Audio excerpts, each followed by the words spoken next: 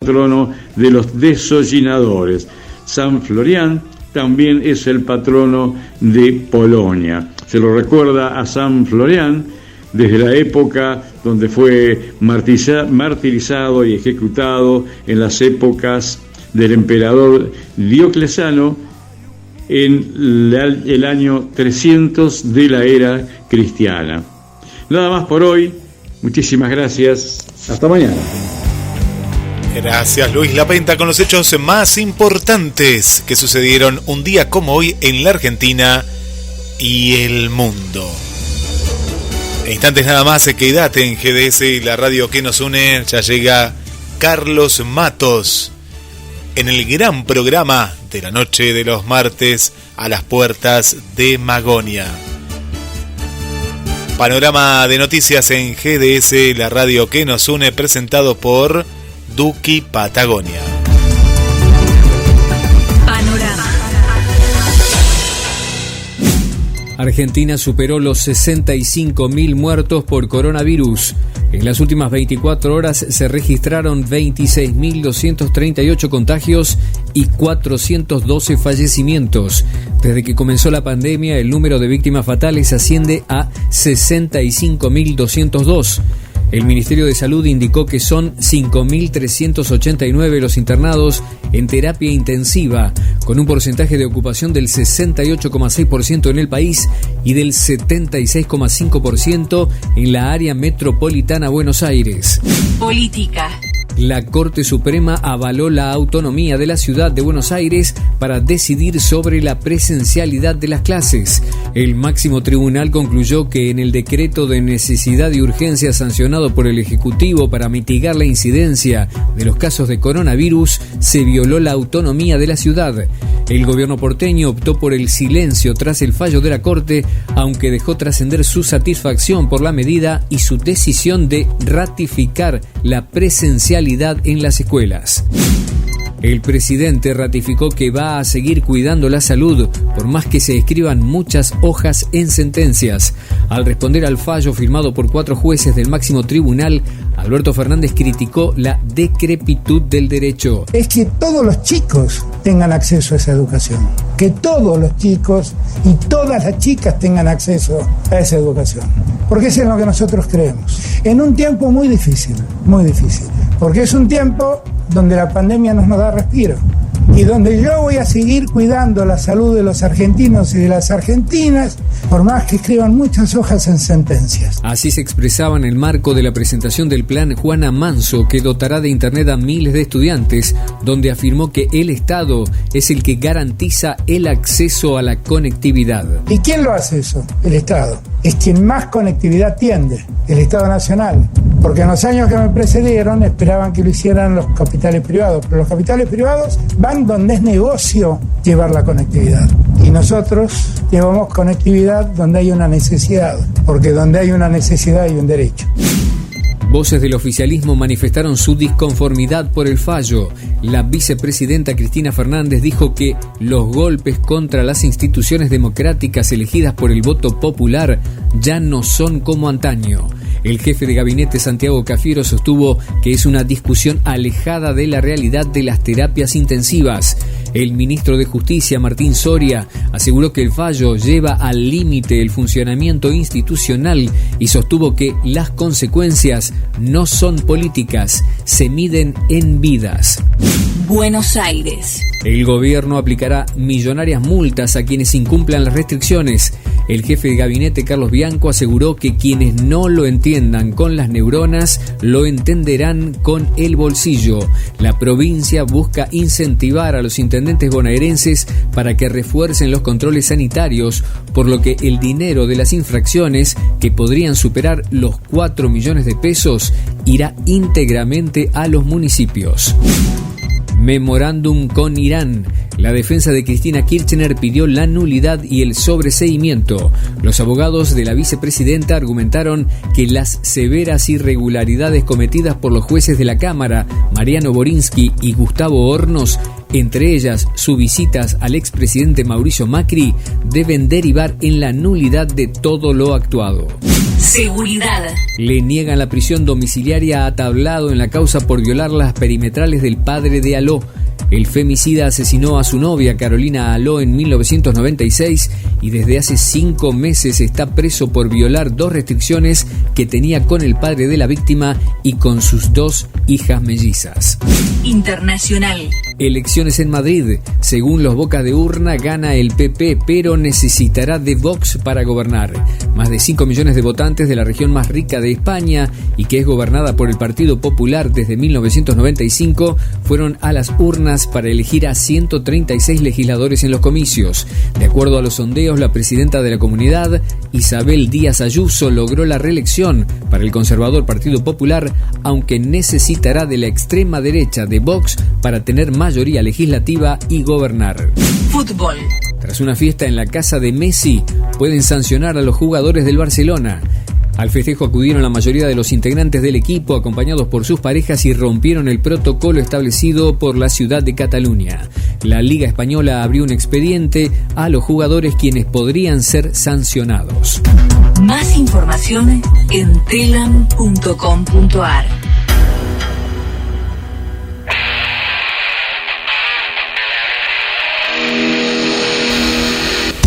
Comprá trabajo marplatense. Comprá trabajo argentino. Duki Patagonia. Las mejores camperas están en Mar del Plata. Mujer, niño, juvenil, hombre. Duki Patagonia. Camperas, accesorios, chalecos y todo lo que buscas. Con la mejor calidad y el mejor precio. Con tarjeta de crédito, 13 cuotas sin interés. En efectivo, descuentos especiales. También podés comprar desde la web online. Entrá en www.dukipatagonia.mitiendanube.com y te lo llevamos sin cargo a tu domicilio. Comprá la mejor campera. Duki Patagonia. Te esperamos en Santiago del Estero 1755, casi la peatonal San Martín. También contactanos por las redes vía WhatsApp 223 530 6230. Seguinos en Instagram y Facebook. Duki Patagonia. Desde Mar del Plata, hacia el mundo, hacia el mundo.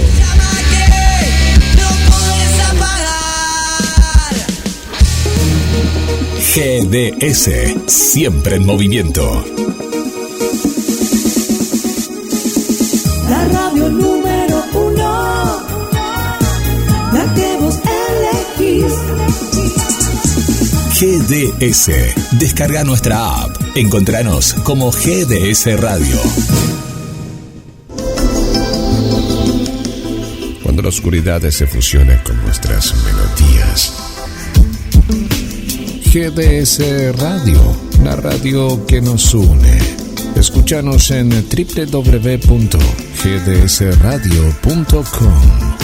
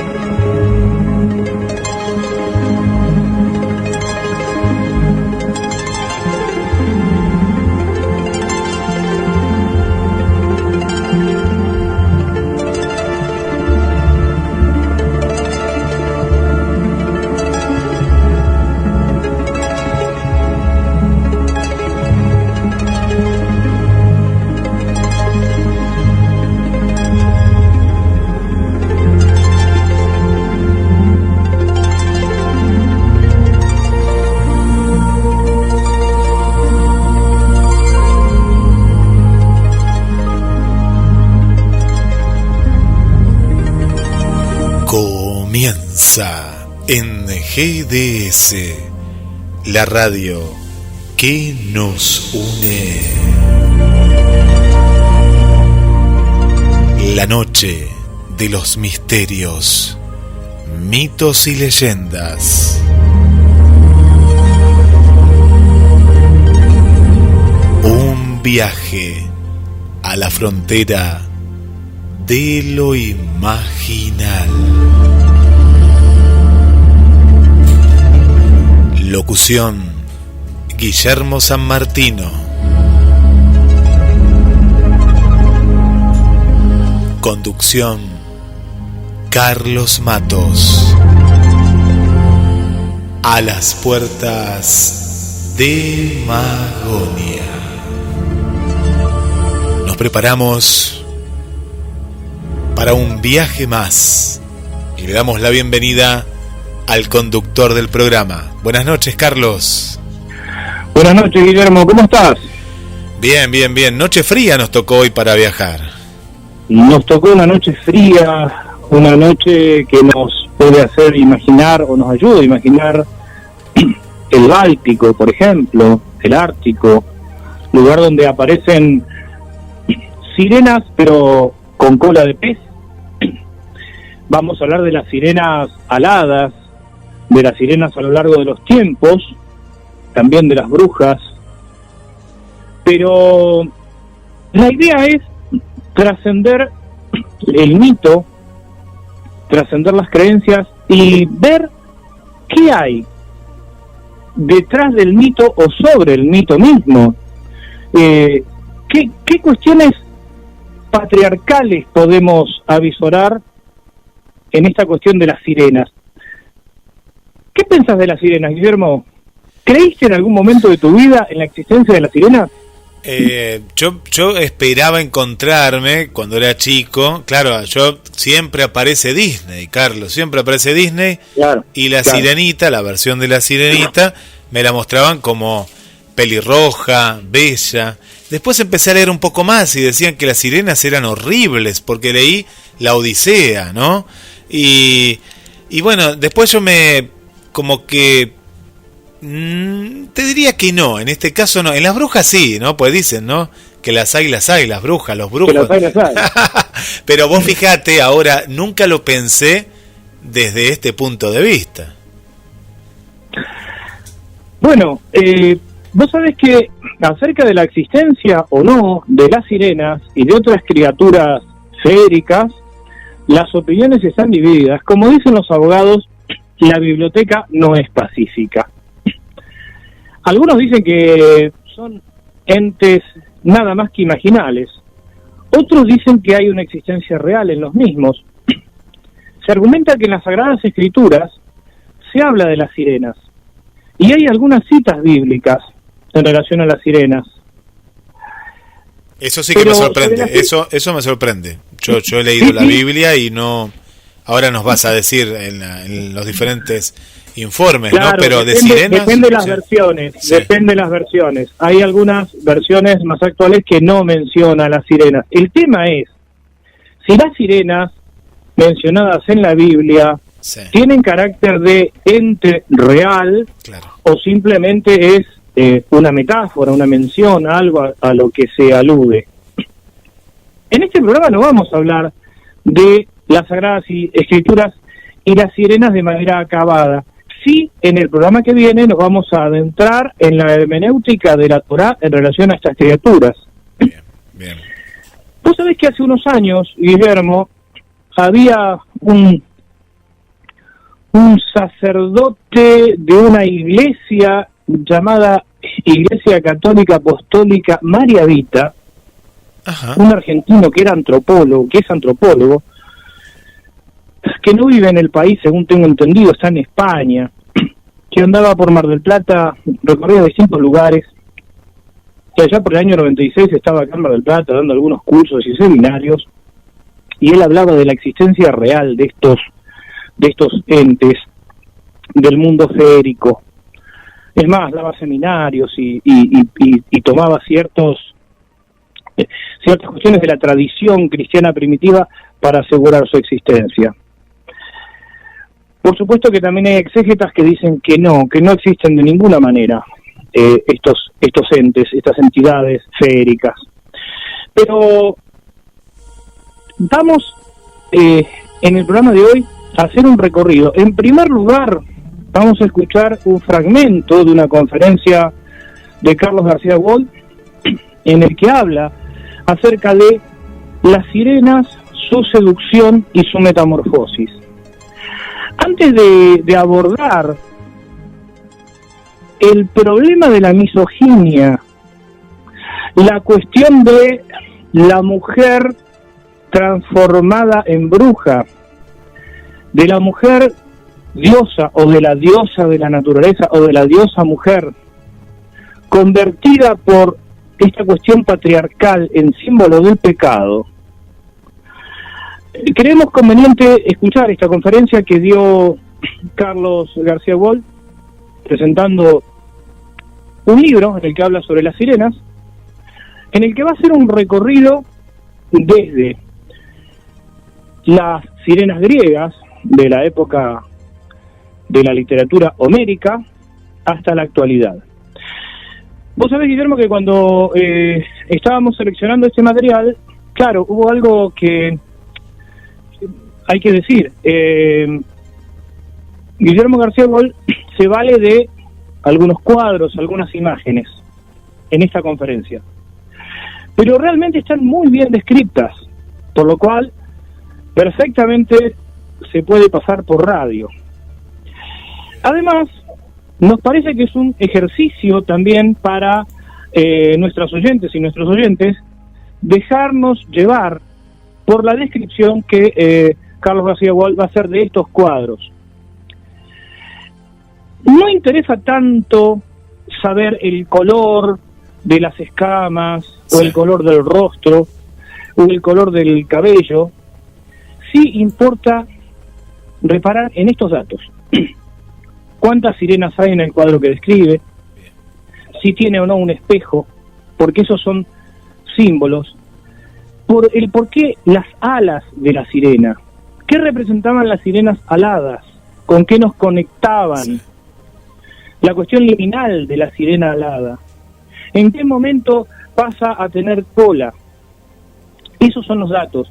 Insisto, él va a decir en algún momento de la charla, como ustedes pueden ver, pero no se asusten, porque a continuación de cuando él dice, como ustedes pueden ver, él describe. Lo explica, como ustedes claro. Pueden ver, describe, bien. Acá bien. hay 3 sirenas con tales y cuales características.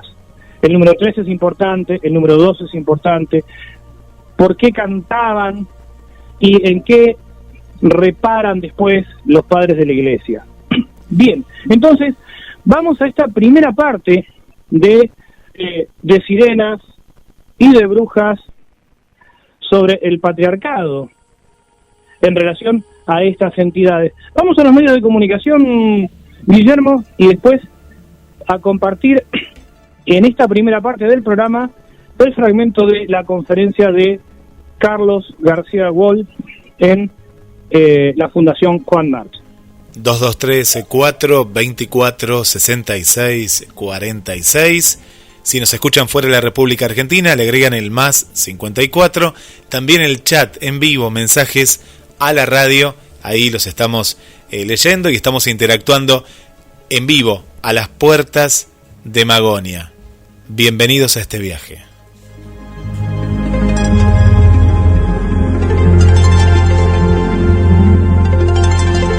Buenas tardes a todos. Muchas gracias a la Fundación Marc por esta nueva invitación y muchas gracias a Lucía por sus cálidas y amables palabras.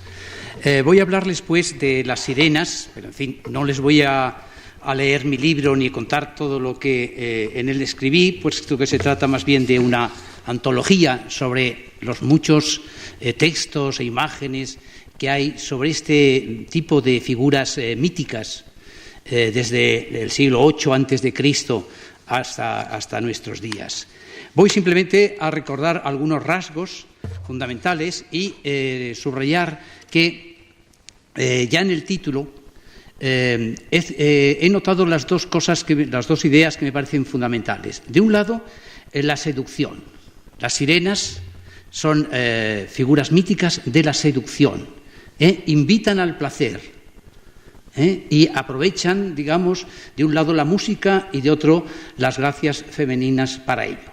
O sea, ese rasgo de ser deliciosas y peligrosas se mantiene a lo largo de toda la historia, y en cambio las figuras de las sirenas han cambiado mucho a lo largo de los siglos.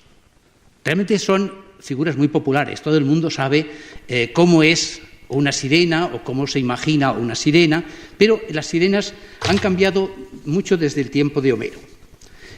Nuestras imágenes más antiguas, les voy a enseñar solamente unas pocas imágenes, puesto que hay muchas imágenes de las sirenas a lo largo de la literatura y la pintura occidental.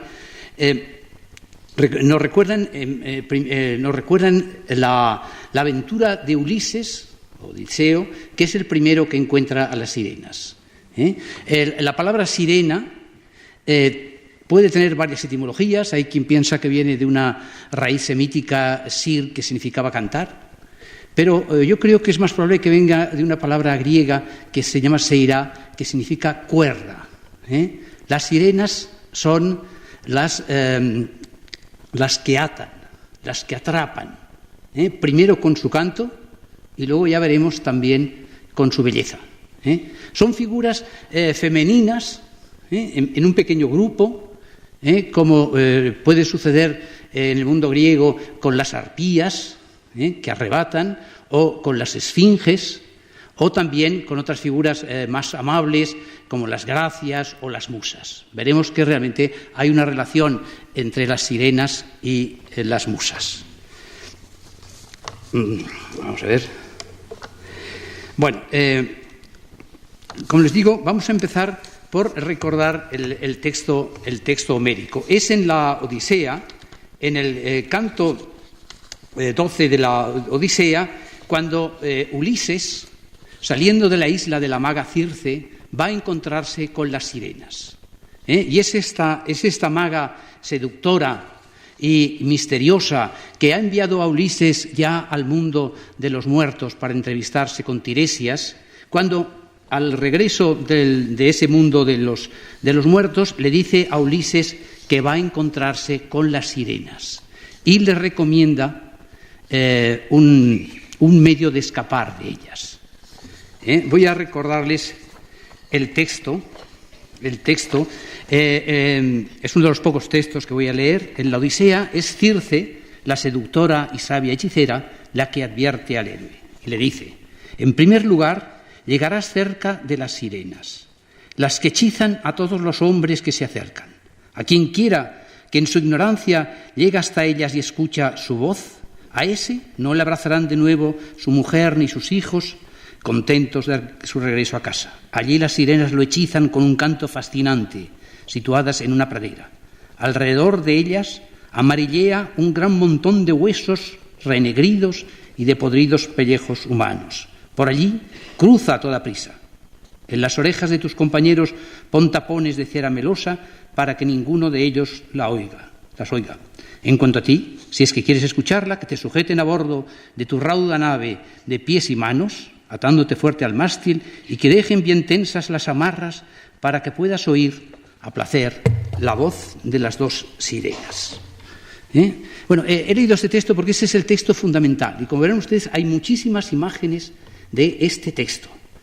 Las aventuras de la Odisea tuvieron una gran difusión y son muy conocidas. Ustedes se acuerdan, ¿verdad?, del encuentro con el Cíclope, el paso por el país de los lotófagos, el viaje hacia el mundo de los muertos y luego está este paso de las sirenas, que tiene grandes reflejos también en la pintura y en la literatura. Yo les voy a enseñar algunas imágenes. Esta, por de pronto, que voy a dejar aquí un momento, es la más antigua que tenemos. No he visto nunca la pieza original reproducida, es una pieza de cerámica. Esto es un aríbalo corintio de hacia el 560 a.C. y es la primera representación que tenemos de esta aventura. Ven ustedes que hay un barco con unos remeros que curiosamente llevan casco, son unos guerreros que han estado en Troya, un personaje atado al mástil, seguramente Ulises, dos sirenas, ven ustedes el tipo más antiguo de sirenas, con alas, y una tercera figura enigmática, Probablemente, yo creo que es la maga Circe. Este es un vaso bastante antiguo, arcaico en la representación. El pintor o el ceramista tiene lo que se llama un horror vacui, es decir, que quiere llenar los espacios vacíos, y allí ha puesto una especie de cuadros, y aquí ha puesto dos pájaros o dos aves que son fundamentalmente siniestras, porque en la aventura no tienen nada que hacer, pero son como si quisiera insistir en el aspecto horrible que puede tener acercarse a las sirenas. Estos pájaros pueden ser devoradores de cadáveres, ¿no? Y entonces Homero, un poco más adelante, da este texto que es el fundamental. Sigue contando Ulises. Ustedes se acuerdan que esto lo cuenta Ulises en Feacia, en medio del banquete que le da al rey Alcino. Y dice: un viento propicio impulsaba la nave. De pronto, allí amainó el aire y sobrevino una calma chicha, y la divinidad adormeció las olas. Los compañeros se levantaron y replegaron las velas del navío y las recogieron dentro de la cóncava nave, y manejando los remos sentados uno tras otros golpeaban el mar con las pulidas palas. A mi vez yo corté una gruesa tajada de cera y la fui moldeando en pequeños trozos con mis robustas manos. A todos mis compañeros, uno tras otro, les tapé los oídos con la masa. Y ellos me ataron a su vez de pies y manos erguido al mástil y reforzaron las amarras, y sentados a los remos se pusieron a batir el mar espumoso con sus palas. Pero cuando ya distábamos tanto como alcanza un grito, en nuestro avance presuroso, a ellas, las sirenas, no les pasó inadvertido que nuestra nave se acercaba y emitieron su sonoro canto. Y ahora vienen unas palabras de las sirenas, que son las únicas palabras que conocemos del canto de las sirenas, porque ningún autor más nos cuenta qué cantaban las sirenas. Dice: ven, acércate, muy famoso Odiseo, gran gloria de los aqueos. Detén tu navío para escuchar nuestra voz, pues jamás pasó de largo por aquí nadie en su negra nave sin escuchar el dulce encanto de nuestras bocas. Al contrario, siempre el viajero deleitándose navega luego más sabio. Sabemos ciertamente todo cuanto en la amplia Troya penaron griegos y troyanos por voluntad de los dioses. Sabemos todo cuanto acontece en la tierra prolífica. Así decían ellas, desplegando su bella voz. Mi corazón ansiaba escucharlas y me puse a ordenar a mis compañeros que me desataran, gesticulando con mis cejas. No le oyen, tienen cera los oídos. Ellos se curvaban a los remos y seguían bogando. Pronto se alzaron Perimedes y Euríloco y vinieron a sujetarme más firmemente con las sogas. Y cuando ya las habíamos dejado atrás y no oíamos ni la voz ni el canto de las sirenas, entonces mis compañeros se quitaron aquella cera con la que yo les había taponado los oídos y me libraron de las cuentas. Bueno, he insistido en este texto porque este texto es fundamental en la historia de las sirenas. Primero, como ven ustedes, las sirenas cantan. Fundamentalmente son dos. En el texto griego está muy claro porque el verbo tiene una forma que se llama dual, que es solo cuando se refiere a dos personas. Luego veremos que hay tres, hay cuatro, hay más sirenas, pero en su origen son estas dos sirenas que cantan y elogian a Ulises. Ven ustedes, esta es una representación mucho más clásica. Esto es hacia el 480 antes de Cristo, es decir, en plena época clásica, y ahí tenemos el barco, típico barco griego, los remeros, Ulises atado al mástil, y con la cabeza así levantada porque está escuchando la voz de las sirenas, y luego tenemos tres sirenas. Bueno, primero, vean la representación, las sirenas son medio mujer, medio pájaro, y no sabemos, cantan desde las rocas, y no sabemos por qué hay tres y por qué una parece que se está tirando de cabeza al mar. Tal vez, una hipótesis, de hecho, como Ulises no hace caso a las sirenas pierden su don de larga vida y se suicidan. Y quizá esa tercera sirena se está suicidando, porque no está claro qué hace ahí esa tercera sirena. En todo caso, esta es la representación más clásica del tema. Ve aquí otra, esta es de unos medio siglo de posterior, esta es de hacia el 400, Ulises atado al mástil y las sirenas, que en este caso llevan instrumentos musicales. Una lleva una lira y otra lleva una especie de pandereta o algo así, ¿no? Es curioso pensar y ver cómo junto a la voz que encantaba, también las sirenas utilizaban instrumentos musicales. Veremos que salen en muchas representaciones. Tal vez esto nos recuerde un viejo texto, hay otro viejo texto de Eurípides, en que se habla de las sirenas como figuras que acompañaban a los muertos. Hay que decir que, en principio, estas alas que llevan las sirenas les ponen en comunicación con el mundo del más allá. La sirena, en una época muy antigua, ha sido una especie de figura que está en relación con el más allá, con el mundo de los muertos. Hay que recordar que estas sirenas son muy peligrosas y quien cae en sus redes irá a parar a ese mundo. Pero es curioso que no solo la voz, sino también tocan instrumentos musicales. Por ejemplo, hay un lamento en Eurípides, en la Helena de Eurípides, en que el coro canta. Dice: jóvenes aladas, doncellas hijas de la tierra, sirenas, ojalá pudierais venir a acompañar mis lamentos con la flauta libia de loto, con la siringa o con la lira, respondiendo con lágrimas a mis deplorables desgracias, a mis sufrimientos infinitos, con cantos a mis cantos. Que se una a mis sollozos, enviándome vuestra música fúnebre Perséfone, y recibirá de mí a cambio, allá en sus moradas nocturnas, un peán regado con lágrimas que dedico a los muertos difuntos. Es decir, hay una relación en la época antigua entre las sirenas y el mundo de los muertos, y no solo en la voz, sino también con la música, ¿no? Ven ustedes, esta representación es muy curiosa, ¿no? Está claro que esas sirenas son medio pájaros.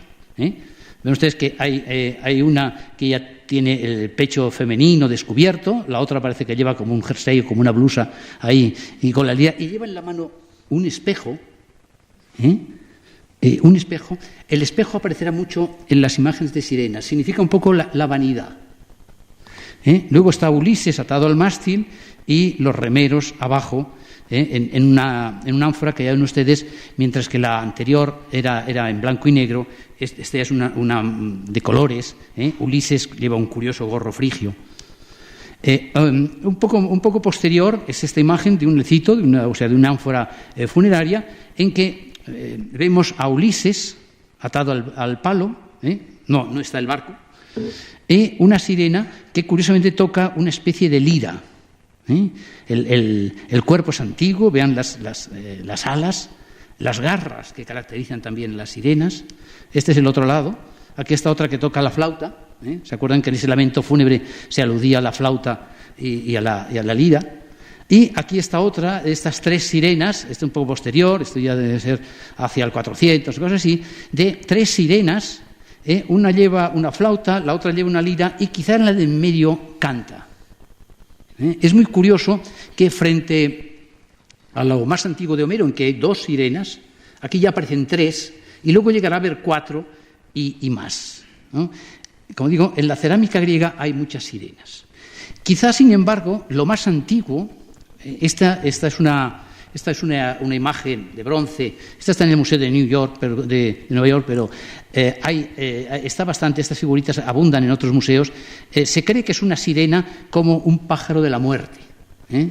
Desde luego tiene, ¿ves?, el rostro femenino y luego tienen esas alas y ese cuerpo de pájaro. Curiosamente, volveremos a encontrar alguna de estas sirenas mucho después, pero esta quizás es la forma más antigua, la sirena todavía no relacionada con Ulises ni con el mundo de la literatura, sino con el mundo de la muerte.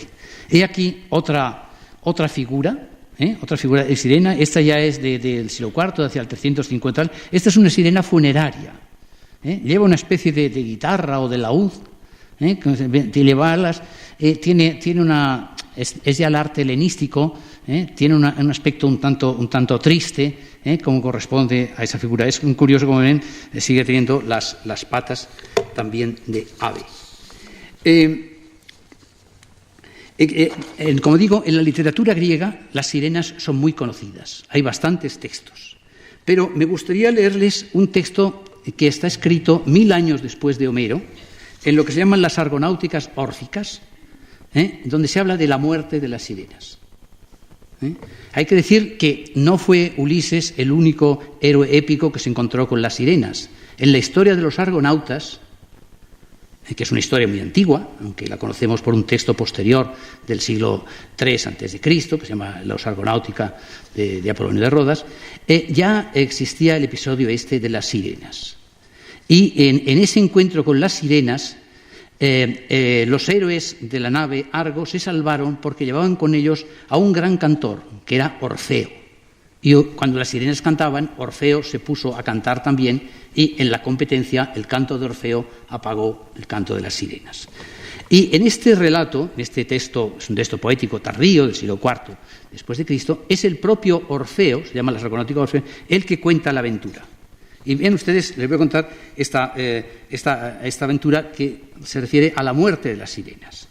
Entonces, navegando, llegamos hacia un promontorio rocoso, una atalaya que se alza abrupta, albergando bajo sus peñas una cueva, y en su interior resuena rugiente el oleaje azulado.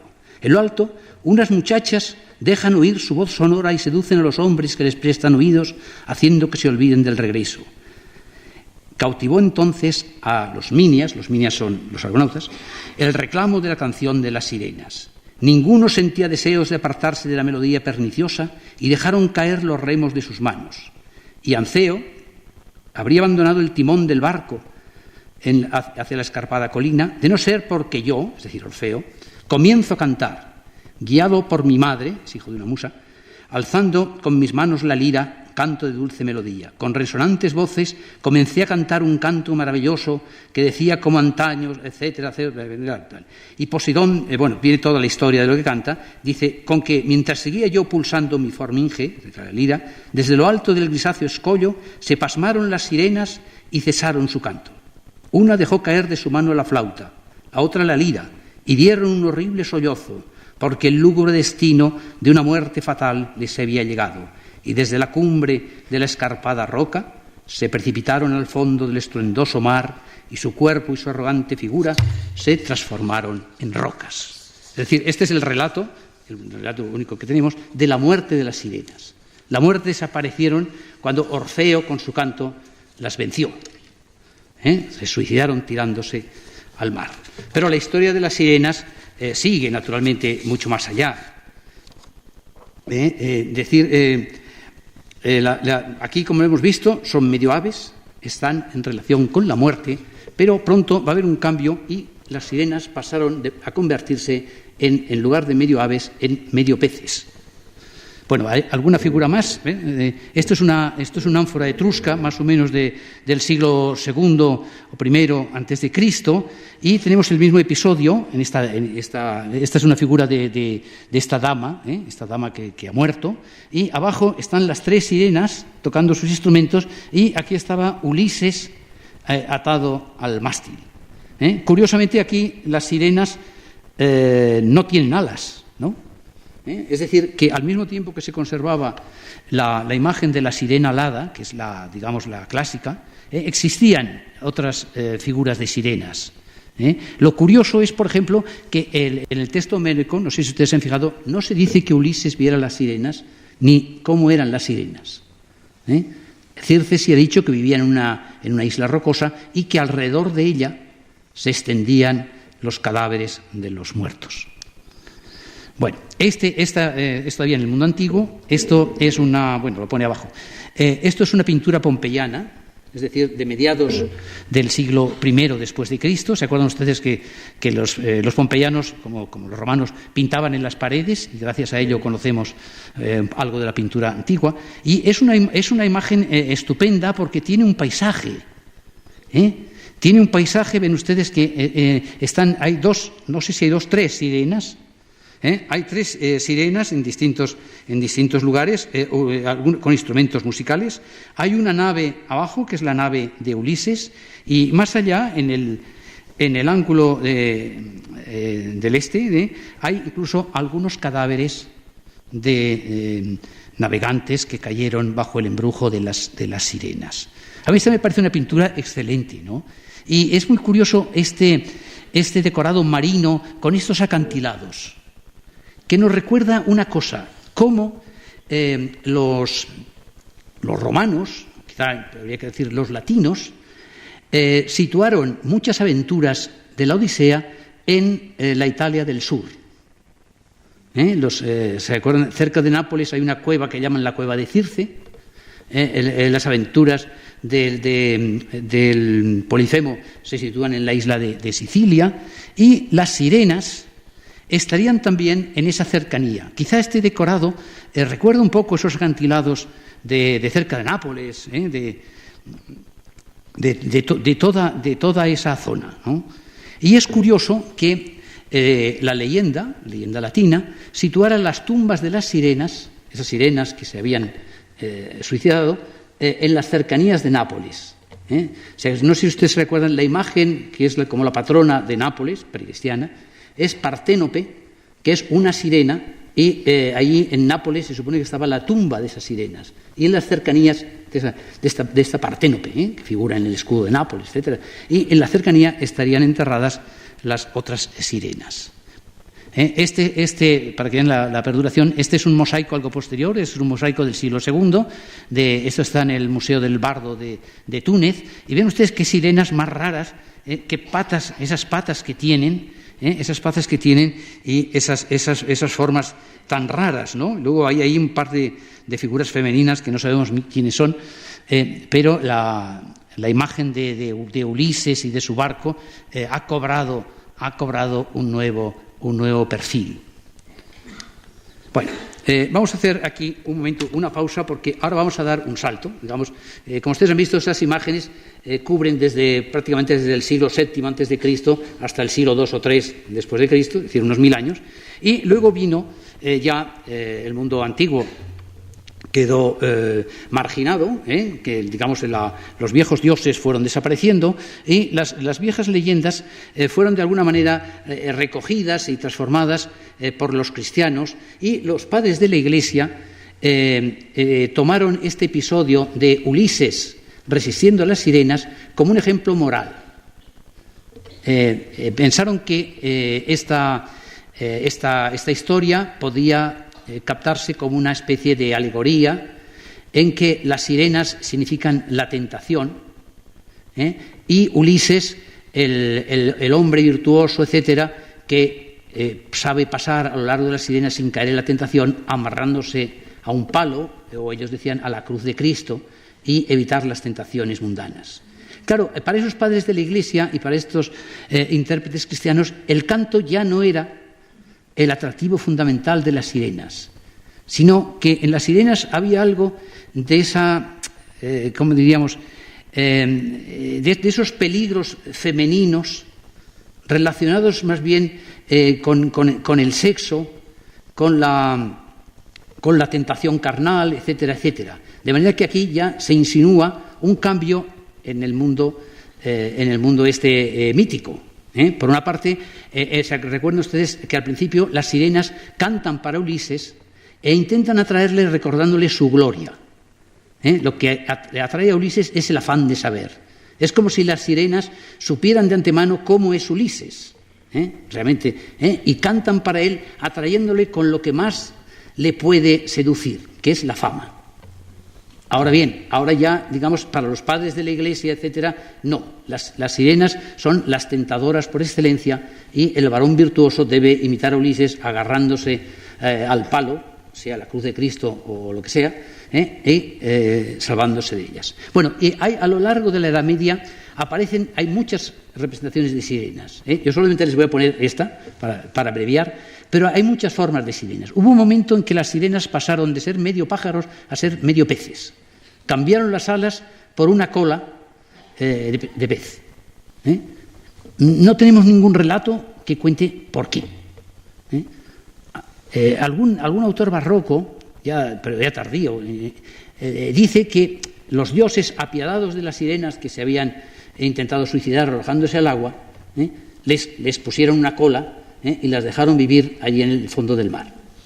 Bueno, tal vez, ¿no? Lo curioso es que en los capiteles y en los dibujos ya de la Edad Media, desde el siglo XII, aparecen las sirenas con cola frente a las sirenas aladas. E incluso hay algún dibujo que tiene una cosa mixta, que tenemos una sirena con cola pero con garras. Las garras se pueden también justificar desde el punto de vista de los moralistas cristianos, porque las sirenas lo que hacen es agarrar a los incautos en sus redes, ¿no? A veces pues les parecen imágenes pues de las cortesanas, etcétera, que seducen a los jóvenes y si no les quitan la vida, por lo menos sí les quita todo el dinero. Pero bueno, yo tengo solamente aquí una imagen medieval, cogida en mi libro, que es esta muy curiosa, que realmente es un dibujo pequeño, aquí nos ven ustedes muy grande, de una edición del Román de Troyes, de la novela de Troya, del siglo, comienzos del siglo XIV, más o menos. Y es muy curioso porque en esa época, en Occidente, no se conocía el texto de Homero. Nadie había leído la Odisea. Hasta que Petrarca y Boccaccio logren tener un traductor del griego, en Occidente no se conocía la Odisea. Este texto francés, ¿no?, lo que conoce es un resumen de las aventuras de Ulises que se cuenta al final del Román de Troyes, que procede de un antiguo texto del siglo II, lo llamado una crónica troyana de Dictys. Y aquí tenemos las sirenas y tenemos a Ulises, quizás sea el personaje de azul con barba, sea Ulises. Pero evidentemente el pintor no conoce el texto antiguo. En la Odisea, Ulises no tiene más que un barco ya en ese momento, ha perdido los demás. Y por otra parte, estas sirenas ya son las sirenas medievales, con un añadido, tienen doble cola. La doble cola de las sirenas aparece en la Edad Media, tampoco sabemos exactamente por qué. Tal vez, así como las mujeres tienen dos piernas, pues bueno, les han colocado dos piernas a las sirenas. Son unas imágenes que a veces tienen cierta justificación plástica. Por ejemplo, muchas sirenas están en los capiteles románicos. En los capiteles románicos, las sirenas son un monstruo antiguo muy frecuente, a veces alternan con los centauros o con otro tipo de monstruos, ¿no? Y a veces están en un ángulo y tienen una cola en cada lado del capitel. En fin, no sabemos por qué tienen dos colas.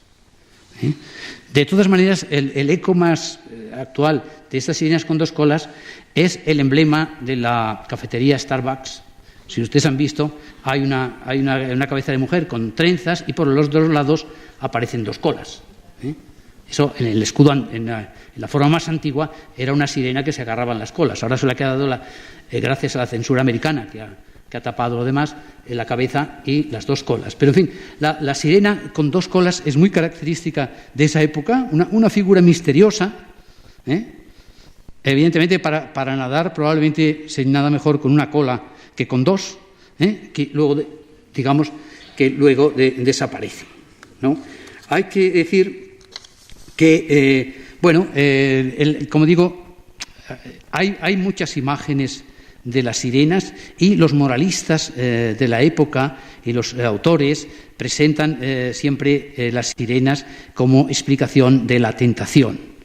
Por ejemplo, es muy interesante el artículo de Boccaccio en su Genealogía de Orum, en su libro sobre la mitología antigua, y que dedica varias páginas a las sirenas. Bueno, pero la historia de las sirenas, más allá de la Edad Media, sigue.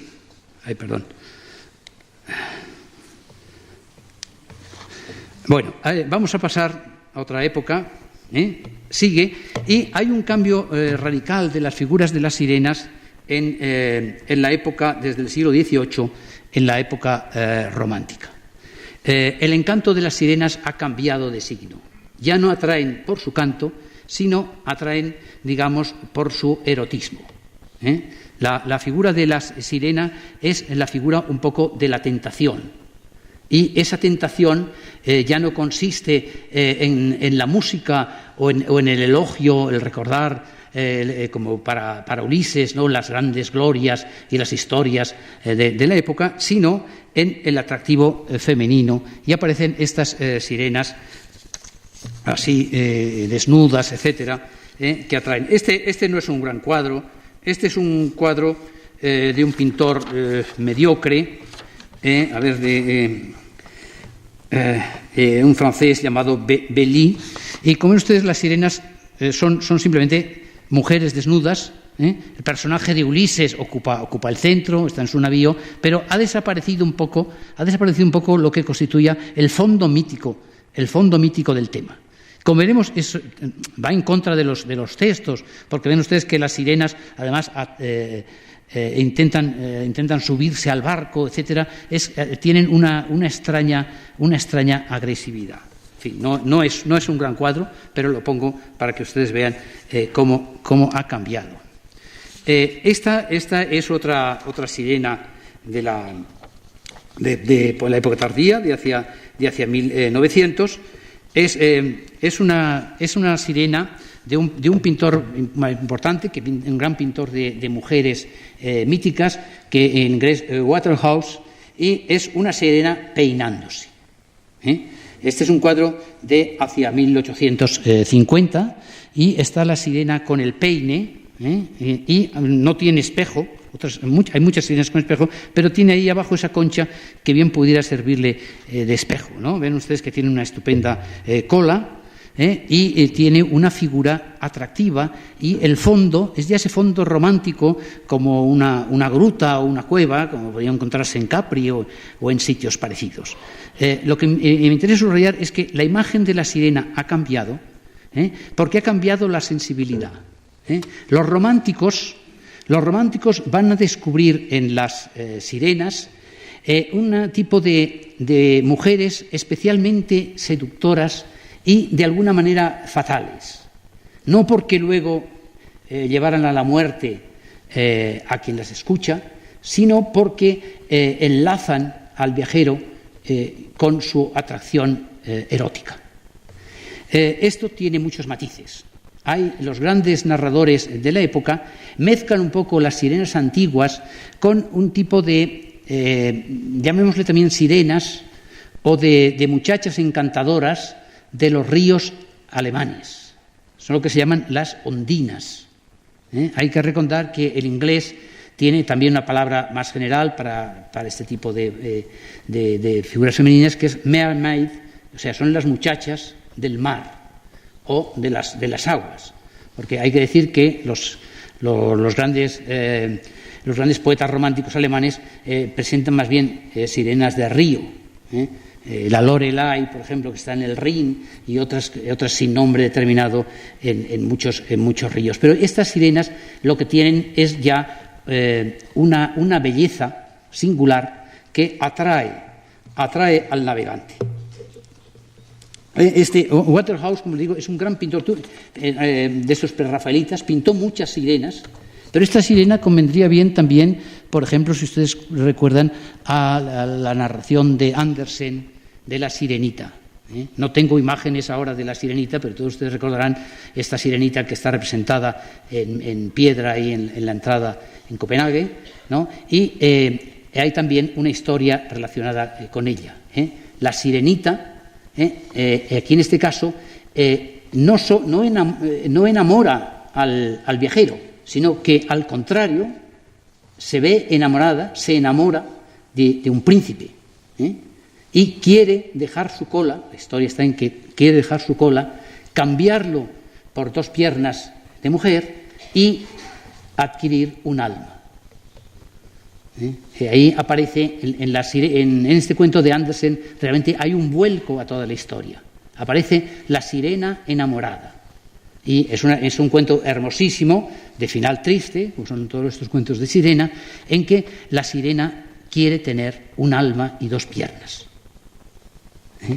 Se enamora de un caballero que acaba traicionándola, y la sirenita acaba mal. Hay que decir que abundan las historias románticas de sirenas en la época romántica. Quizá ya un poco más adelante, cuando se habla de la Sirenita de Andersen, convendría contraponerle a otro famoso relato muy posterior de Oscar Wilde, que seguramente que ustedes han leído porque es un cuento muy conocido, que se llama El pescador y su alma. El pescador y su alma es un poco el reverso de la Sirenita de Andersen. Mientras que la Sirenita de Andersen, ella quiere tener un alma, y va a la bruja y sufre mucho para tener un alma, en El pescador y su alma de Oscar Wilde es al revés. Un pescador se enamora de una sirena, es un tema que parece, y lo que quiere es desprenderse de su alma, que dice que no le sirve para nada, para irse con la sirena a vivir en el fondo del mar. Y este también es un cuento triste, porque el alma despechada, el alma, digamos, que se encuentra traicionada, al final acaba vengándose y acaba muriendo la sirena. Pero bueno, hay muchas historias de esta, pero vamos a ver algunas imágenes más, porque la sirena aparece mucho en los cuadros de esta época romántica. Este es otro cuadro de Waterhouse, en donde ven ustedes que las sirenas han vuelto a recobrar su forma antigua. ¿Se acuerdan ustedes de esa imagen que le una sirena con alas, que es del siglo VII a.C.? Aquí vuelven a aparecer. Pero lo curioso es que son varias y tienen un aspecto que las relaciona más bien con las arpías. Ahí están los Ulises atado al palo, el decorado, como ven ustedes, es un tanto siniestro. Esta nave recuerda más bien las naves vikingas, las naves del norte, y hay todo un mundo de oscuridad que envuelve. Están aterrados por estas sirenas pájaras que aparecen cayendo sobre ellos. Vean ustedes otra imagen distinta de la anterior, pero que tiene con ella algo en común. Las sirenas asaltan, son agresivas. Eso no se le había ocurrido a un griego, ¿no? Las sirenas griegas, una vez que cantan y pasa el navío y no les hace caso, pues se suicidan, pero no intentan saltar sobre los navegantes. Estas, en cambio, sí. Este es un cambio de un pintor que se llama Draper, de hacia 1900, y ven ustedes el asalto de las sirenas. Este es un cuadro muy bonito, muestra un Ulises aterrado ante estas sirenas, que son guapísimas, por otro lado. Unas sirenas muy curiosas porque la única que tiene cola es la que está a medio subir.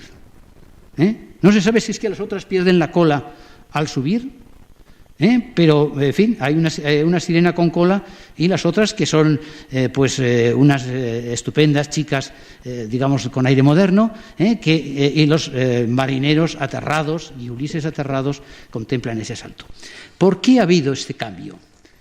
Yo en mi libro sostengo la hipótesis de que este cambio se ha producido en la época en que aparece también el mito de la mujer fatal, que es la época en que las mujeres empiezan a solicitar ser trabajadoras como los hombres y penetran, digamos, en el mundo reservado a los hombres del trabajo, los negocios, etc.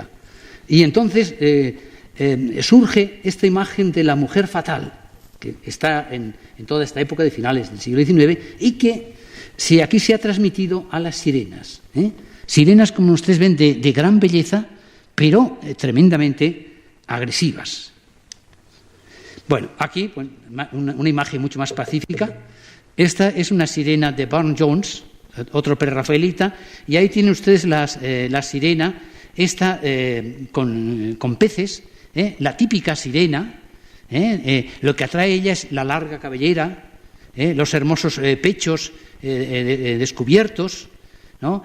Es de una belleza singular, ¿no? El atractivo de las sirenas ya es esta belleza y la feminidad, digamos, una feminidad libre, que puede atraer a los pasajeros, que puede atraer a los navegantes. Peligrosa a veces, pero en todo caso fascinante. Eso también se refleja, por ejemplo, digamos a un nivel mucho más coloquial o mucho más vulgar, en las tabernas que tienen una imagen de sirena, porque la taberna lo que hace es que llama al paseante, es decir, deja de ir al trabajo o lo que sea y quédate aquí disfrutando del placer. Pero como ustedes ven, son imágenes muy diferentes según los pintores.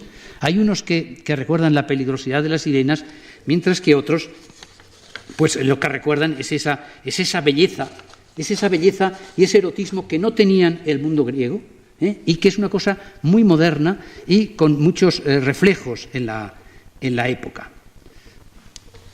Ven ustedes otra, esta es también de Burne-Jones, que es la sirena, y este no se sabe si es un joven enamorado de la sirena que se ha echado al mar, y que intenta atraerla. En todo caso, fíjense, los decorados se parecen siempre mucho. Estos pintores británicos o nórdicos tienen estos decorados que no son ya los decorados del antiguo Mediterráneo griego. Ven ustedes, este es un cuadro de Gustave Moreau, el simbolista del que el otro día nos hablaban. Y bien, ha cambiado mucho el decorado.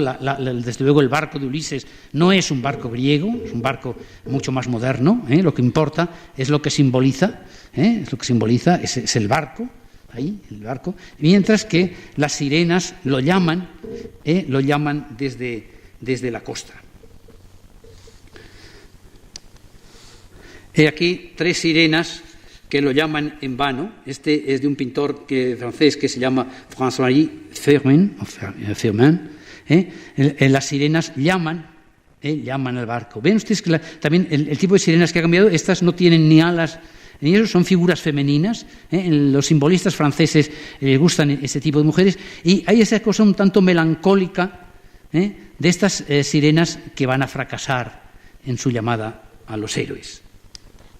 Bueno, esta es una imagen más, no sé de quién es el autor. Esto está a la entrada de un museo de Nueva York. Es la sirena de doble cola.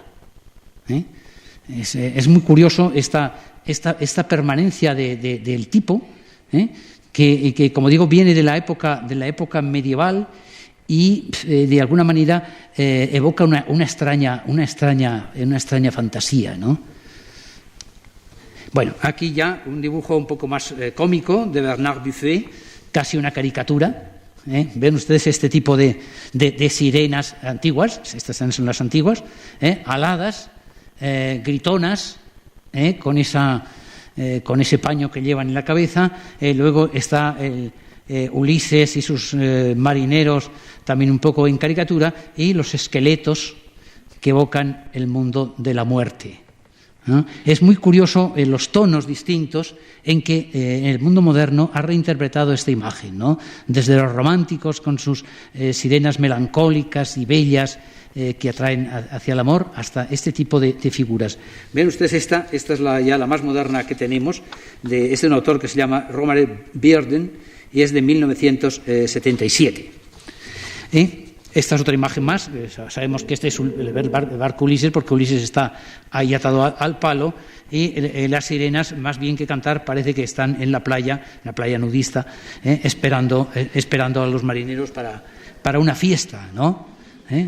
Esta es quizá una imagen tremenda cuando la contraponemos a lo que ha sido el mundo griego.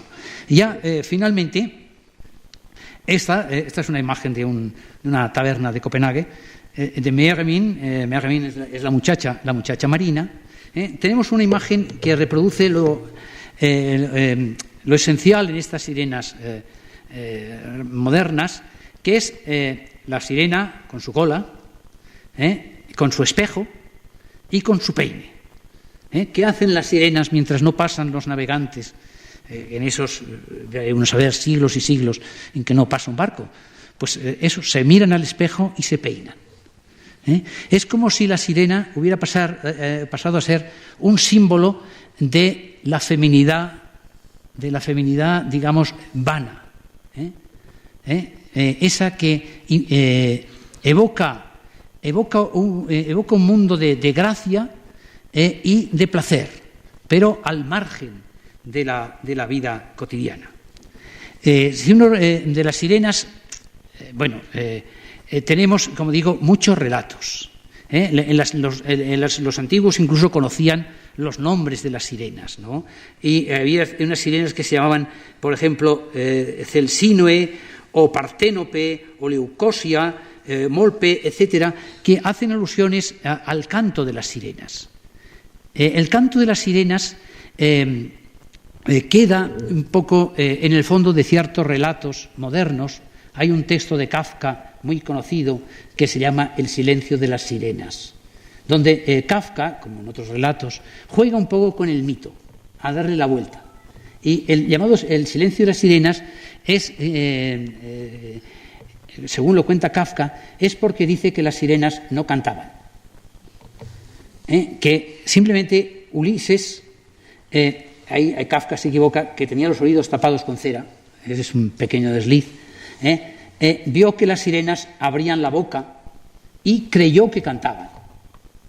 Y se ilusionó mucho con el canto de las sirenas, pero que las sirenas de verdad no cantaban, porque ya sabía que Ulises no las iba a escuchar.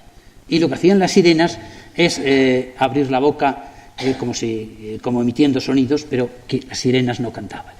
Y es muy curioso en la poesía moderna.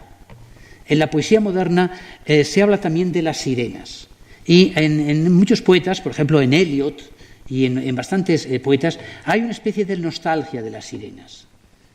Se quejan: no hemos oído cantar a las sirenas, ya no cantan las sirenas.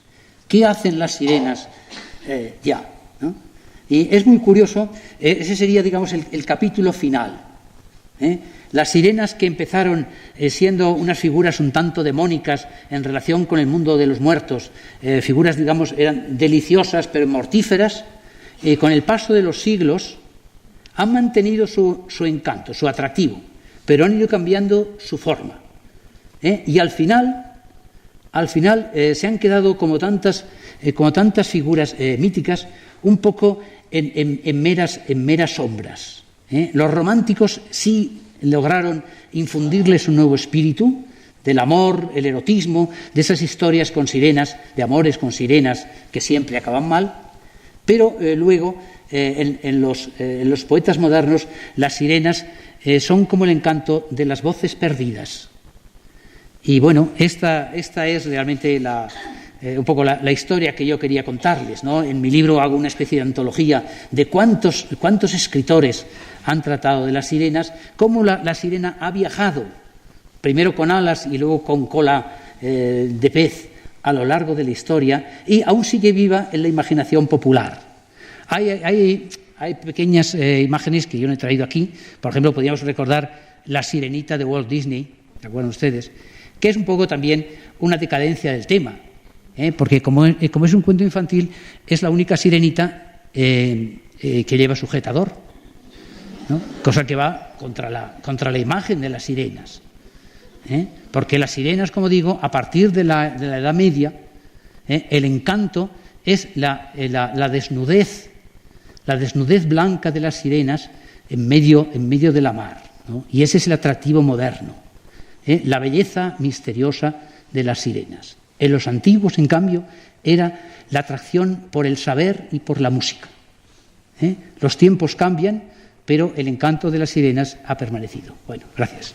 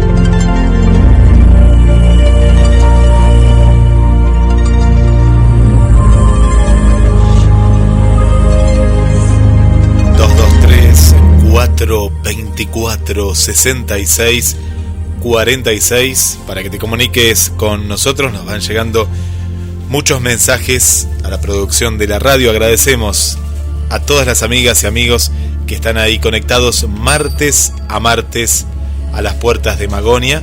Y hoy hemos viajado por los océanos del tiempo, Carlos.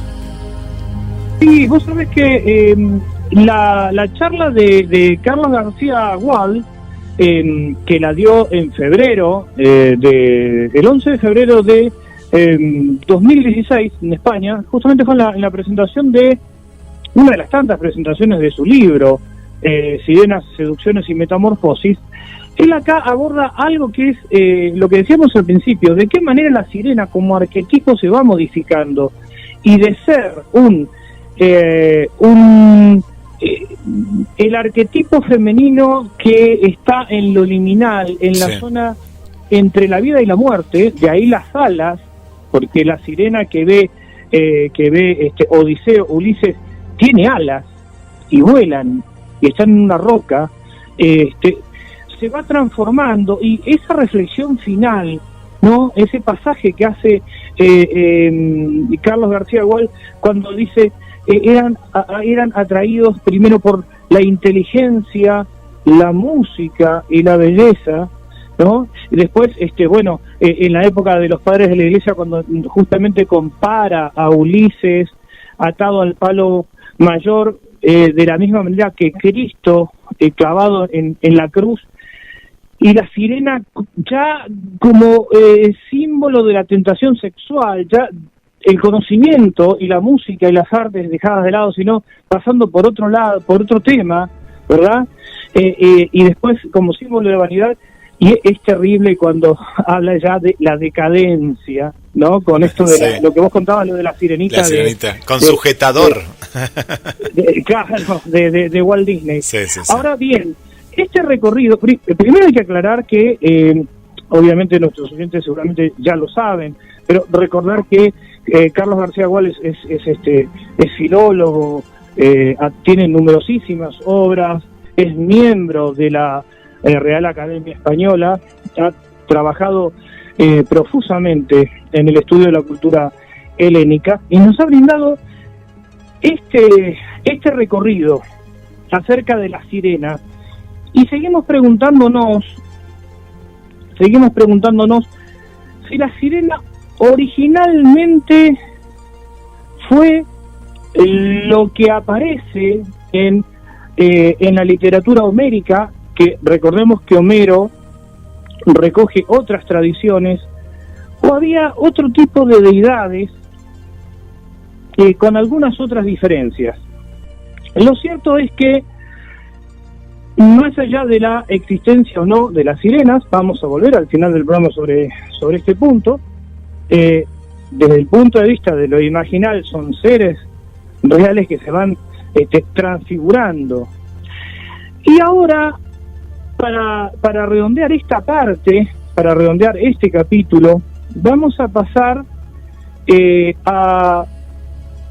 a un informe sobre las sirenas de un programa de Telesur. ¿Por qué decidimos tomar este programa? Bueno, el canal Telesur, y este informe en un programa llamado Misterios de la Historia. Vamos a tomar el capítulo 96, luego vamos a escuchar un tema de Sergio Méndez conectado con ese capítulo, y después el capítulo 88. ¿Por qué motivo? Porque luego de este análisis diacrónico, histórico, filológico, vamos a entrar en la perspectiva del materialismo dialéctico y ver un análisis con las categorías que nos da el marxismo acerca de el mito de la sirena, la mujer como dadora de vida, la mujer transformada por el patriarcado en malvada y después en bruja, y la reacción en esta lucha por la identidad y por la feminidad y el reconocimiento de estas cuestiones de género. Así que vamos a las vías de comunicación, Guillermo. No sé si hay algún mensaje, y vamos con esta parte final del programa y después volvemos. 223-424-6646, las líneas de comunicación, mensajes directos que nos están llegando. Saludamos a Patricio desde Santiago de Chile, saludamos a Vanessa, ahí que nos está compartiendo a medida que iban los relatos en esta primera parte. Gracias por estar. Lorena, buenas noches, excelente programa y mil felicitaciones por el programa del martes pasado, realmente de colección. Saludos desde Rosario. También el amigo Esteban, saludos. Guille, Carlos ahí presente. Para Esther también le mandamos un saludo, gracias por acompañarnos. Para Sonia que nos escucha desde Brasil, gracias por estar. Mónica desde Uruguay, la gente de La Plata también ahí que está con nosotros.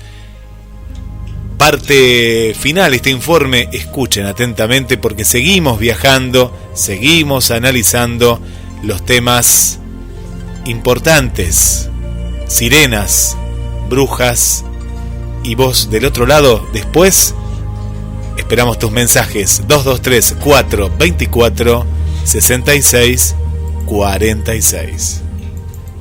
Somos educados y vivimos sumergidos en el gran espectáculo de la sociedad, en un permanente presente, y nadie nos dice de dónde venimos.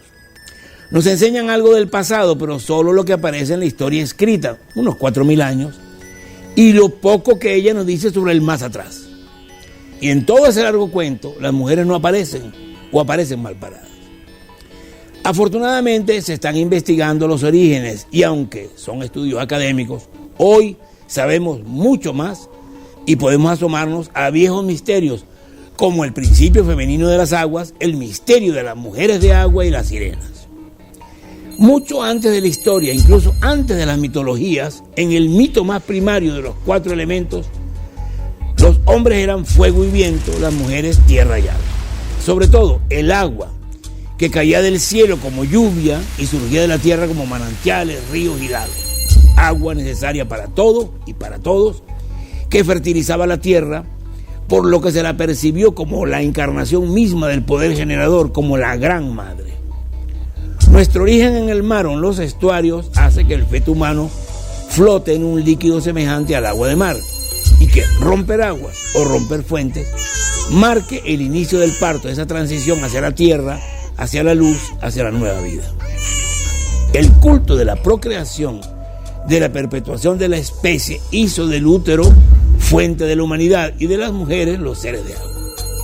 El principio creador del agua se identificaba con las diosas, como en el Japón la diosa Izanami, en Nigeria la diosa Yemoja del agua dulce y salada que dio a luz al sol, cuyo culto fue traído por los africanos a América y donde se la conoce como Yemanja o Yemayá, diosa del agua, y que es representada a veces como sirena. En Egipto era la diosa Neit. Para los aborígenes australianos, Inverumbera, la diosa que emergió de las aguas, creó la tierra y la pobló. Y así, desde la Mamu sumeria, pasando por la Isis egipcia, la Afrodita griega, hasta la María católica, cuyo nombre significa mar en latín, son todas una sola, la diosa de las aguas primigenias o madre de agua. En la profunda memoria de los pueblos, ese espíritu femenino de las aguas aún vive en el nombre de las mujeres de agua. Los africanos y los afroamericanos la conocen, ya sea por su nombre aborigen original. En Nigeria, Monmiri, dama de las aguas. En Yoruba, Yemoyá. En el Congo, Kwitikwiti, Makanga, Bunsi, Kambisi. En la Suráfrica, Zulu, Mamlambo, Dembele, Numbalamboy. Y con nombre africano llegó a América. En Cuba como Yemayá o Yemayá. En Colombia como Moana o Madre de Agua. Luego, si la lengua colonial era el inglés, la palabra para agua era water.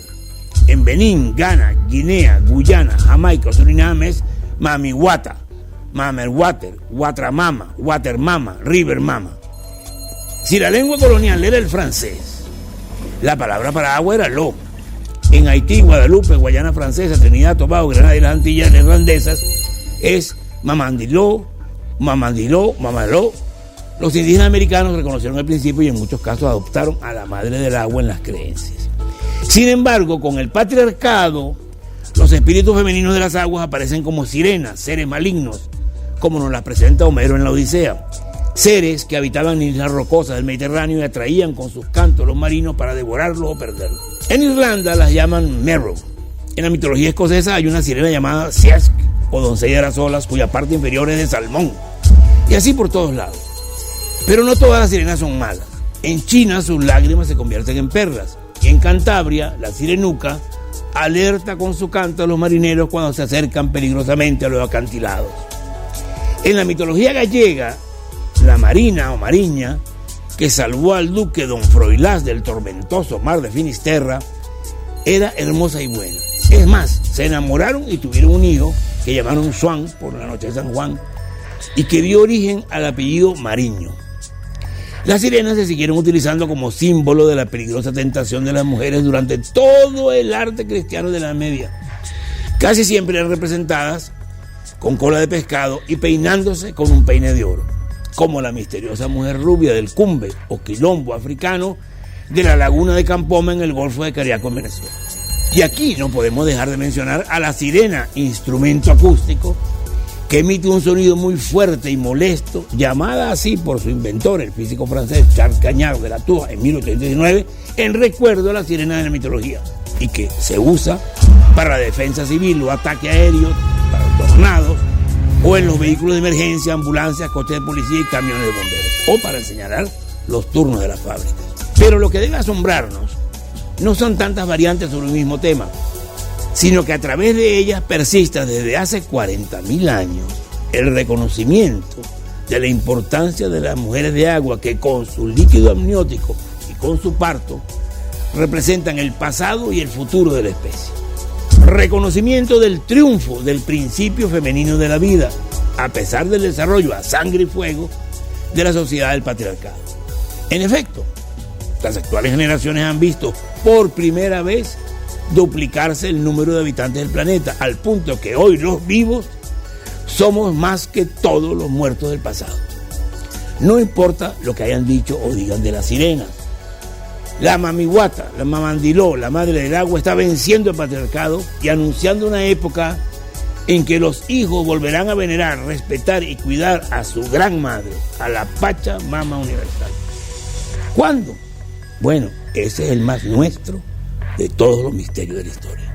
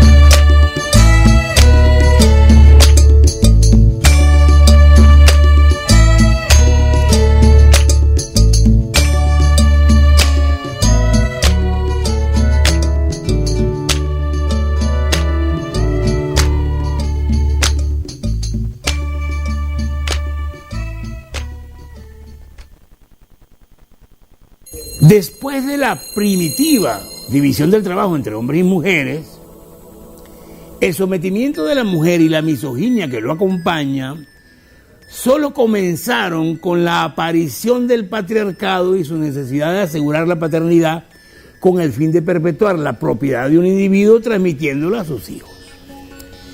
Pero serán las grandes religiones monoteístas, judía, cristiana y musulmana, las que van a darle justificación mitológica a la misoginia, convirtiendo a la mujer en la gran culpable de todos los males, la impura y perniciosa, que debe ser controlada y castigada para reducirla y limitarla a sus funciones de dar placer, reproducción, cría y oficio doméstico. En uno de los evangelios apócrifos, su autor atribuye a Jesús la frase: he venido a destruir las obras de la mujer. Las brujas son el arquetipo y el estereotipo de esta visión misógina del mundo y de las mujeres, a las que la mitología representa como sirenas asesinas o hechiceras que desvían la razón de los hombres. Y en la historia escrita existen referencias a las mujeres que se aprovechaban de los crédulos para venderles hechizos y filtros y que eran castigadas como charlatanas. Pero el verdadero drama de las brujas aparece en el mundo rural, en los campos en latín pagus, los pagos, donde vivían los paganos. Allí las mujeres, especialmente las ancianas, poseían y transmitían conocimientos prácticos como comadronas, yerberas y curanderas que nada tenían que ver con los preceptos religiosos.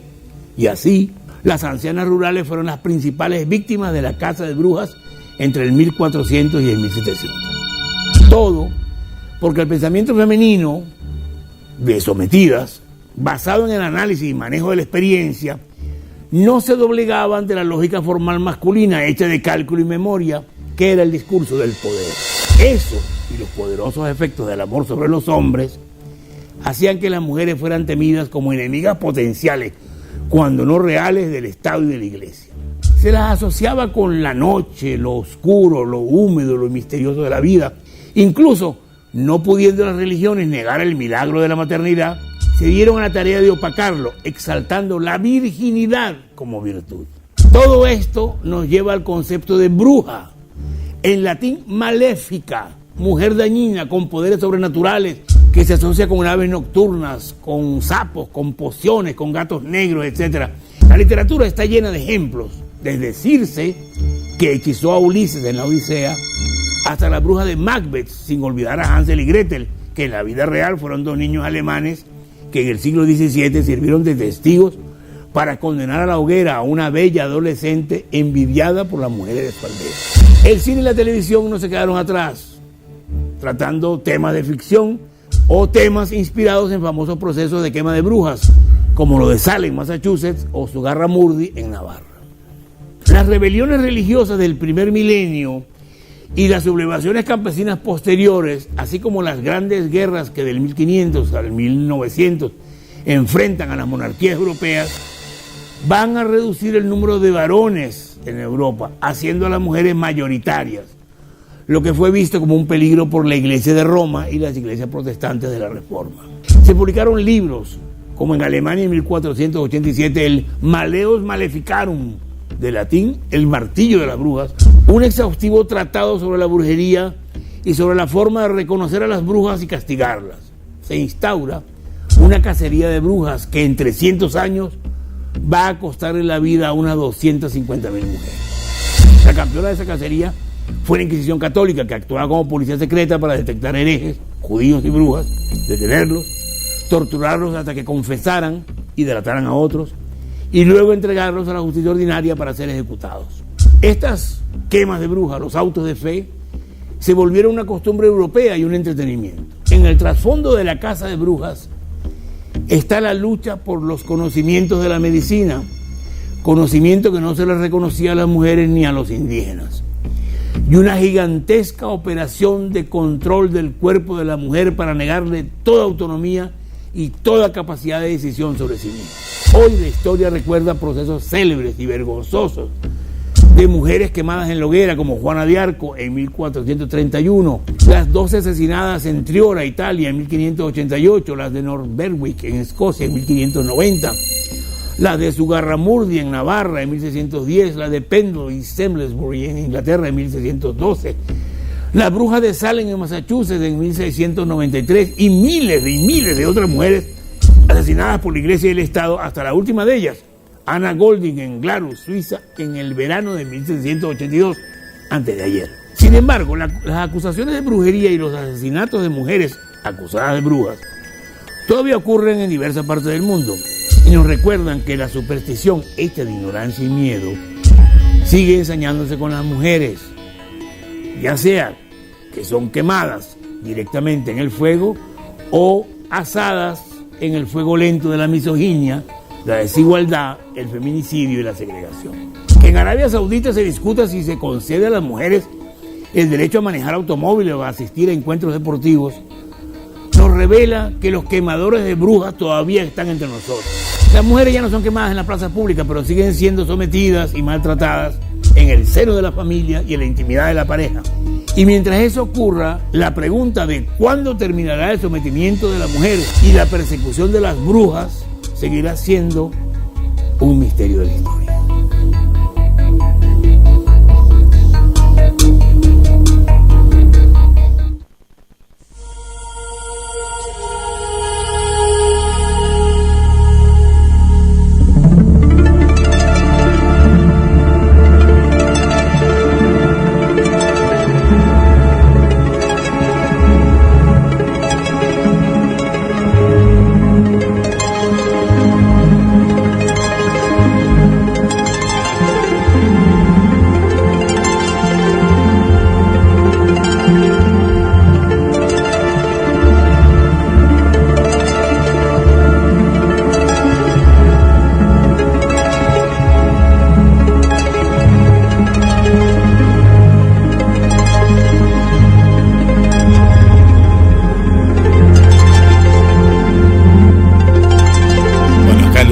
Dice que le encanta el programa, Las Puertas de Magonia.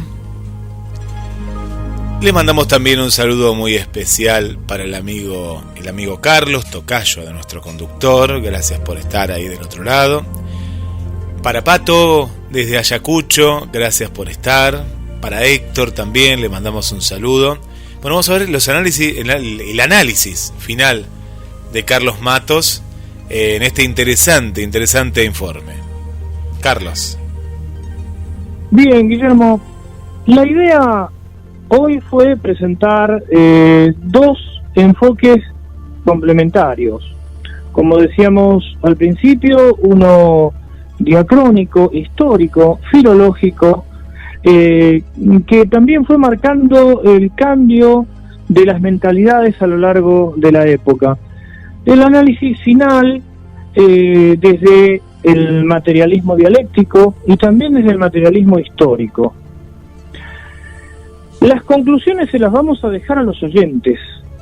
Nosotros queremos ofrecerle esta multiperspectiva. Entendemos que hay elementos fuertemente complementarios en los dos enfoques, en los dos análisis. En el último se revelan una serie de datos que no son por ahí tan conocidos como el hecho histórico real de Hansel y Gretel, que fueron dos personas que atestiguaron contra una adolescente, ¿verdad? La cuestión de la biopolítica sobre el cuerpo femenino se revela muy fuertemente en el último de los análisis. Lo que tal vez el último de los informes en lo que no pone el acento es en el elemento iniciático de la sirena como arquetipo liminal. Descarta todo lo metafísico, por supuesto, descarta la cuestión simbólica y lo ubica como una mera proyección de la materialidad sobre el arquetipo. Es decir, dejamos estos dos elementos, los dos enfoques son necesarios y son complementarios, cada cual pondrá más el acento sobre uno u otro, o los dos no necesariamente tienen que excluirse. Sí, nos parece necesario decir que detrás de cada historia, detrás de cada mito, encontramos un espejo en el que nos podemos mirar, ¿no? Como marcaba Carlos García Gual, los miedos iniciales,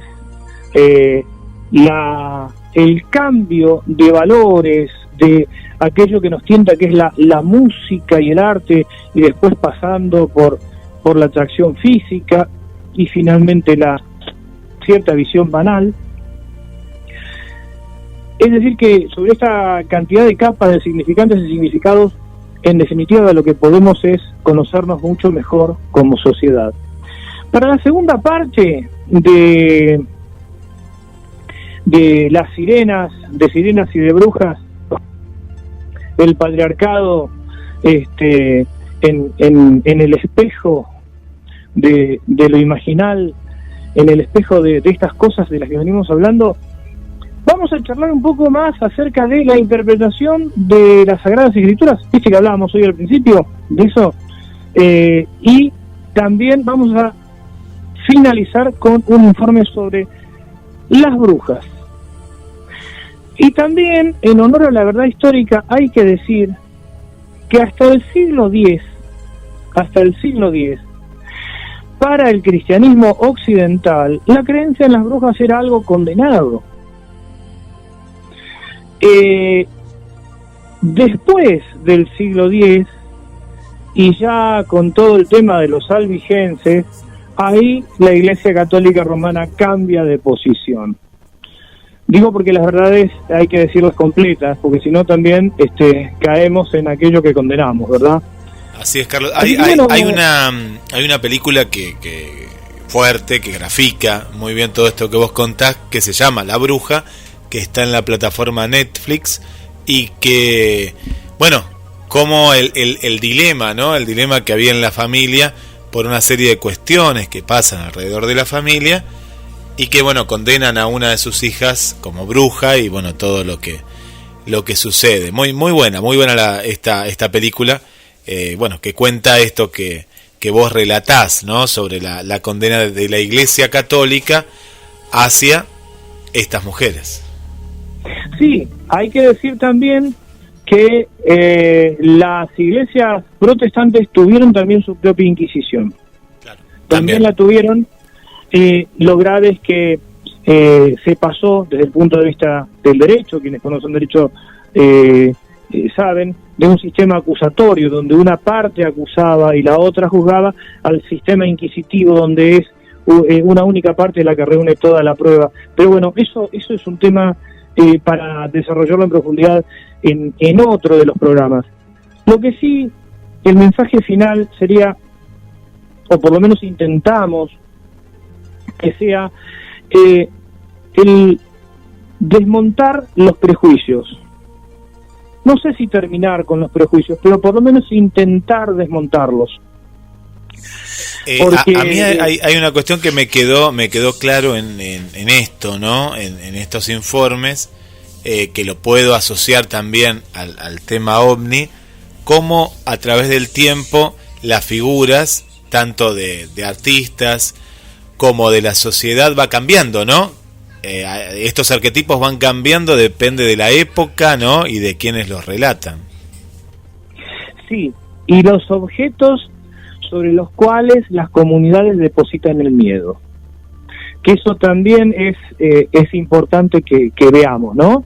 El miedo a lo distinto, el miedo a aquel que piensa diferente o al que se comporta diferente.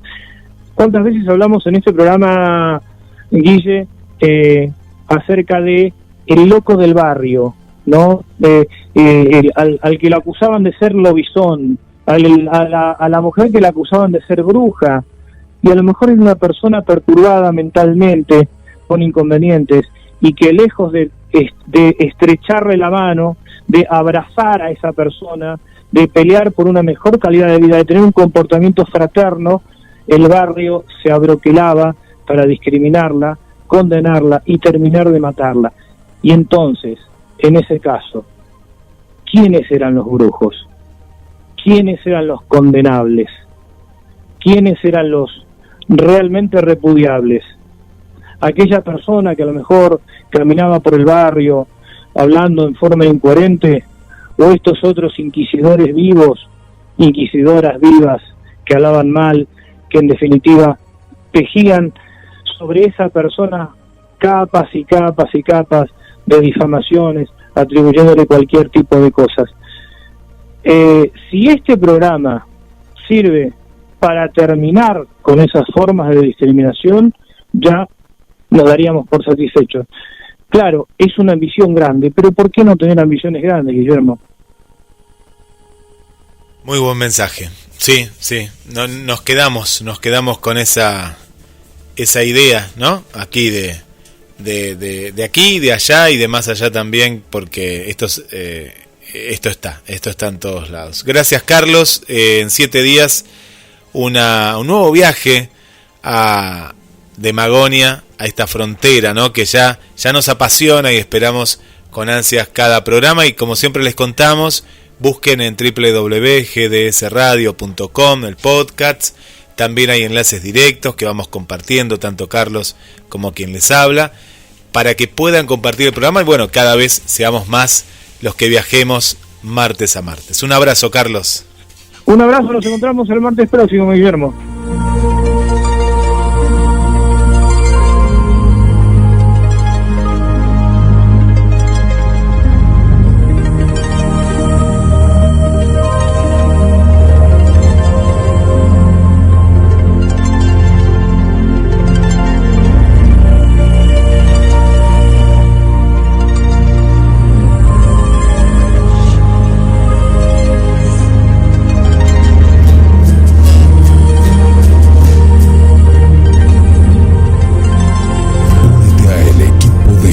Radio HD 223-448-4637. Somos un equipo.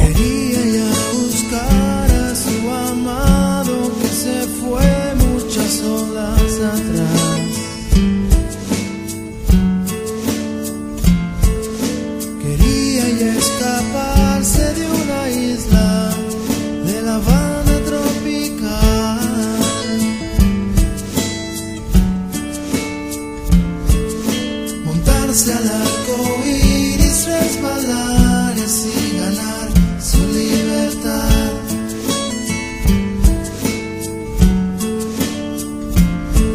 Salir volando, ir nadando, alguna forma de poderlo encontrar. Vestida como nada ya se fue.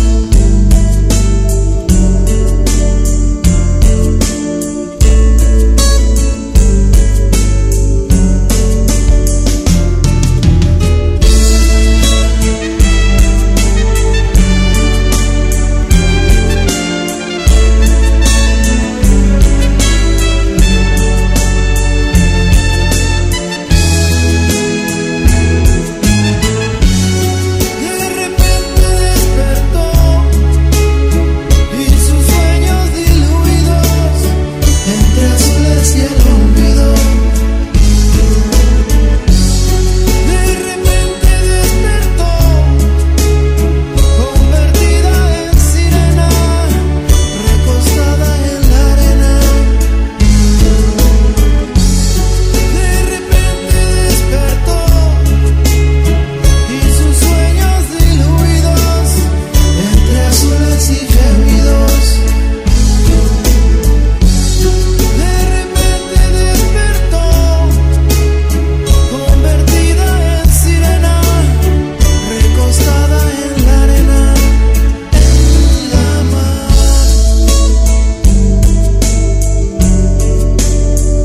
Una sirena en la mar.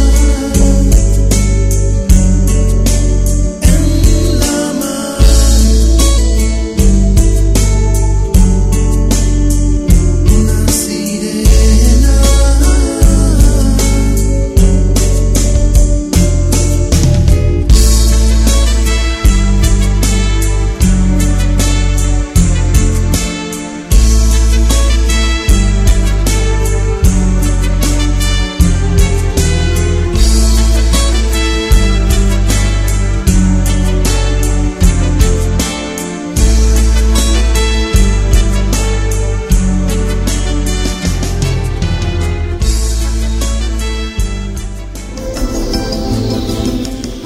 Cuando la oscuridad se fusiona con nuestras melodías.